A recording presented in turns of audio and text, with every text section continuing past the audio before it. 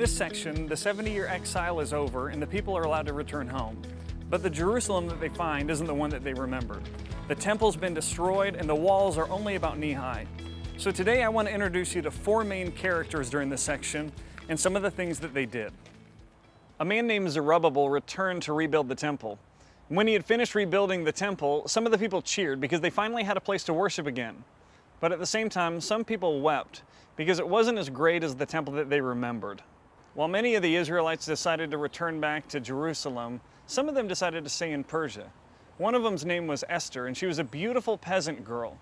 She was so beautiful that King Xerxes, the king of Persia, decided that he wanted to take her to be his queen. Meanwhile, one of his top officials named Haman was plotting to have all the Israelites in the empire killed. When Esther found out about it, she decided to put herself at risk and to go to the king and tell the king that she was an Israelite too. And in a great reversal of fortunes, the king decides to save Esther and save the Israelite people, and instead Haman himself would be executed in their place. One thing that's interesting to know is that God's name isn't mentioned once in the entire story of Esther. There are no signs, there are no wonders, there are no miracles. But at the same time, we're sure that God was still working to save his people. And sometimes I need that reminder too. There are times in my own life where I don't see God working or I don't feel his presence. But what I know is that God's still there and he's still working even when what he's doing is hidden from me. I can trust that he's still there. Fast forward to a generation later when Ezra, a scribe, leads another group of people back to the Promised Land. When they're there, they rediscover the scriptures and they start celebrating the different feasts and festivals and they begin to worship the Lord. You see, what God's doing during this period is he's not just returning his people to their land, he's turning their hearts back towards him. About at the same time, back in Persia, a man named Nehemiah is a cupbearer for the king. He hears that Jerusalem is in shambles and that the walls are only knee-high, and so he prays to God, hoping that there's some way that he can go back and rebuild the walls. He prays, "Remember the instruction you gave your servant Moses, saying, 'If you are unfaithful, I will scatter you among the nations.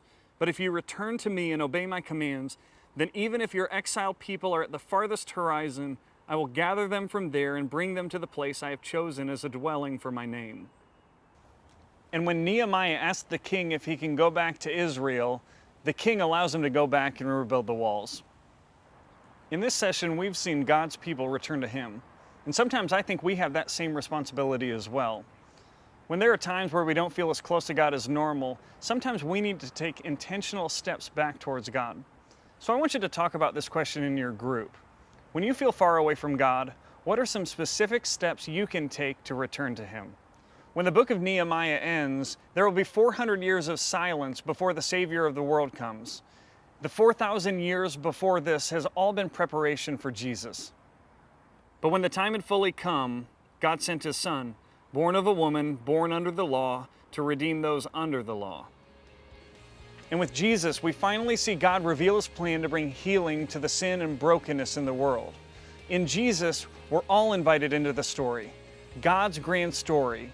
His word, your life.